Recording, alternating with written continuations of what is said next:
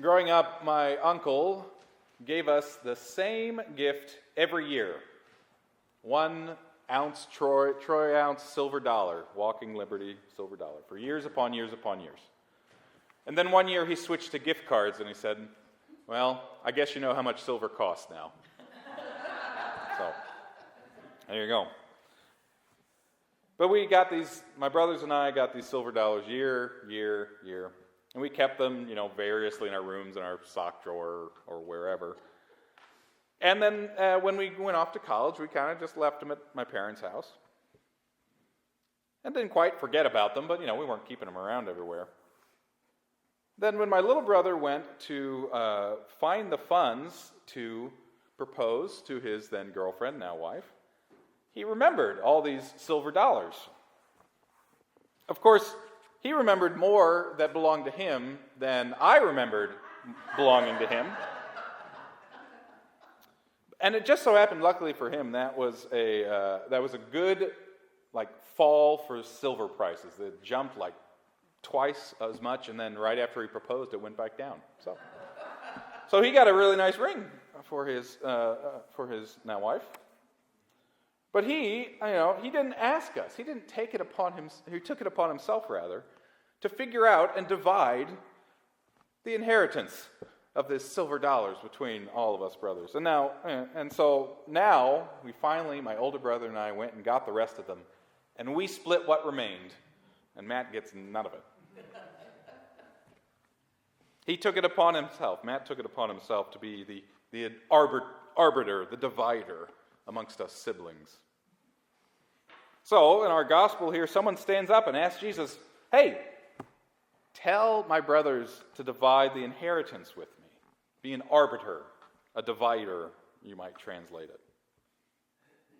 Now, this question might seem a little odd, kind of out of the blue, but that was kind of an expected role for teachers of the law. Inheritance was a big subject in the Torah, how the land passed between siblings. And so, it's not completely odd for someone to ask Jesus this. But his response is perhaps what's a little odd. He doesn't hold court and say, well, you get this much and you get that much. He says, rather, beware of the greed in your hearts. Beware of all kinds of greed.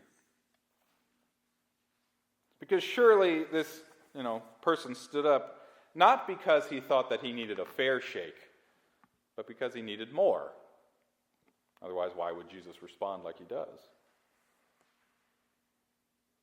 And so, to combat this, to help his disciples think through what is going on with the sin of greed, he gives this parable. We call it sometimes the parable of the rich fool. This fool doesn't get a name in the parable, but over the history of the church, he's been given a name. He's been called Dives.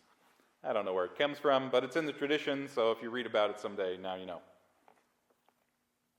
And so he tells this parable. This man who's rich, his fields produce an abundance of crops, he has nowhere to place them. He thinks, you know what, I'm going to just tear down my barns and build new ones, and then I'll have so much laid up in my stores that I won't have to work again. And then that very night, God comes to him, calls him a fool, and demands his life back. What then will happen to the things you have prepared for yourself, God says. What is the foolishness of Dives here? What did he do wrong?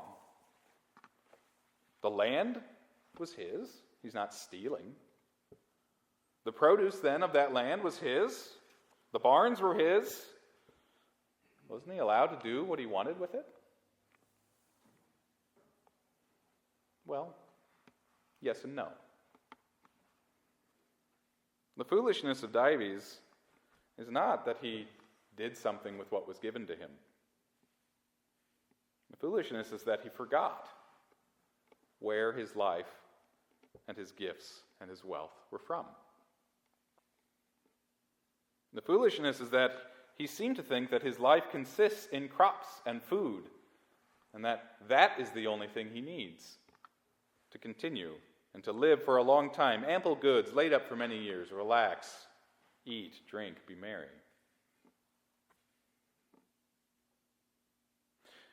Because the abundance of his crops, the abundance of his land, the wealth that he had, was from the hand of God. He was foolish in that he did not think that it was.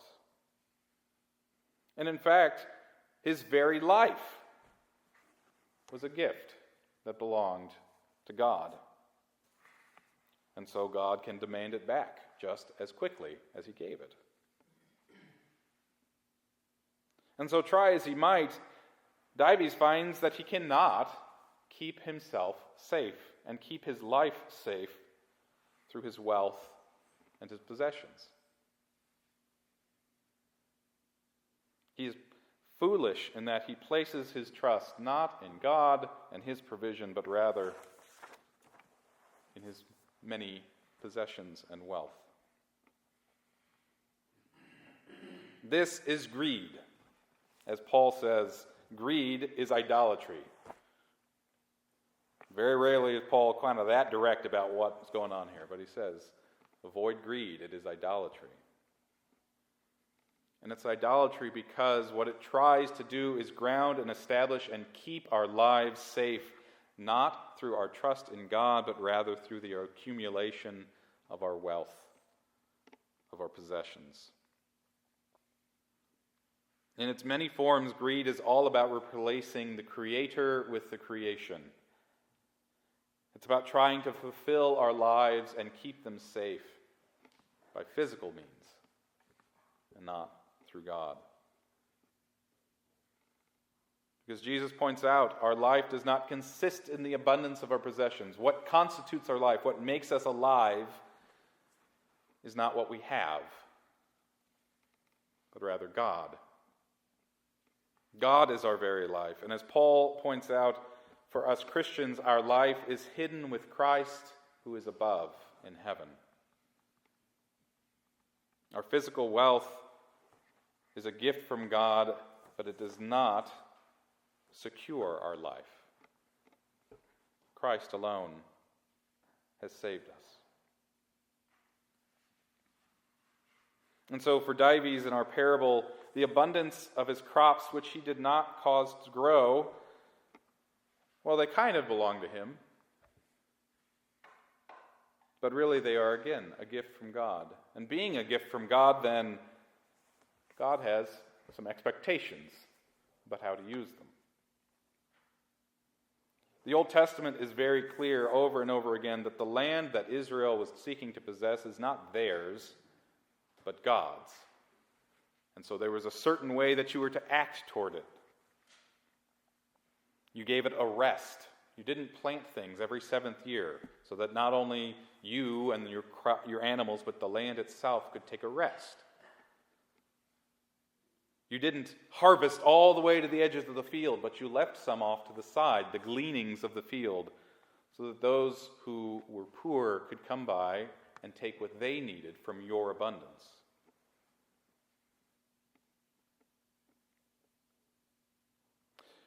God owned the land, and he expected Israel to manage it like he would manage it. And I think we might find ourselves in our culture kind of thinking that we actually do own what we have ourselves.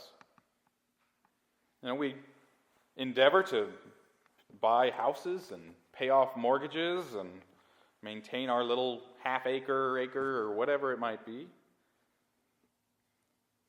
But there is that question, though. When we're done paying off our mortgages, what else do we have to do? We keep paying taxes. So whose land really is it if we have to continue to pay for the use of it? Well, the government also has, what's called eminent domain, that if they need your land, they will take it. They'll compensate you, arguably fairly. Whose land is it anyway? So even here in our own culture, we have this kind of balance between who owns what. Or as Jesus says elsewhere, render to Caesar, render to the government the things that are the government's, render to God the things that are God's.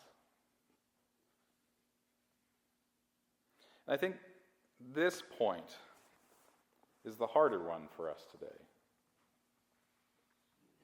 We are assaulted daily with twin lies about our wealth. The first is that what we have is ours and ours alone, and we can do with it whatever we will. Period. But really what we have has been given to us by God. Even the income we have from our labor, that labor we are able to do because of God. And so what we've been given is indeed given to meet our needs. We have needs, they need to be met. We can't, it's only a little while we can live without food or water or shelter. But after our needs have been met, our excess is not for us, but for our neighbors who are in need. And the twin lie that goes with that is the argument about what is it that we need for our life. Every advertisement is trying to convince us that we need their product. It will make our life more convenient. It will make our life more enjoyable. It will make our life more beautiful. You're not actually living until you own this thing. I find myself that for me, it's tech things. I go down this little rabbit hole, and I get this nagging in my head. I wish my computer would do this. I wish my phone would do this. And then 30 minutes later, I've researched all this stuff, and I know exactly what I got to do, and I just got to buy this one thing and then hook it up, and all of the problems in my life will go away. Everything will be so efficient, and I will get my sermons done ahead of time, and I'll be able to. And then I wake up, and Amy reminds me we don't have money for that. Or the Lord reminds me that I was living just fine before I had this idea.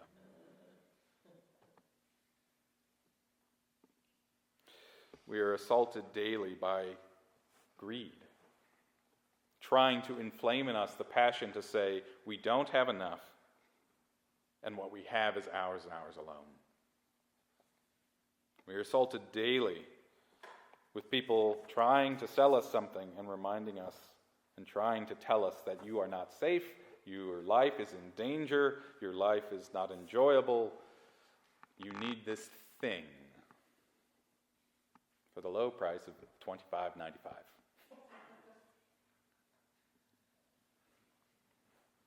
And into those lies, God speaks the truth that our life, all of it, is a gift from God, and that what we truly lack is nothing. Because our life has been hidden with Christ in heaven. What our true life is the very life of God, and that cannot be taken away by height or depth or breadth, powers of heaven or powers of hell or anything in this world. Our true life is in heaven, and as such, no physical property, prosperity, or poverty can harm it.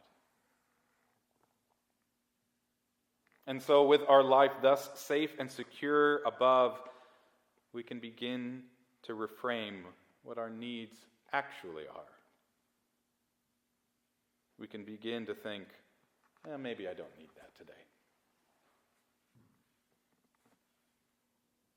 So that then when God does provide,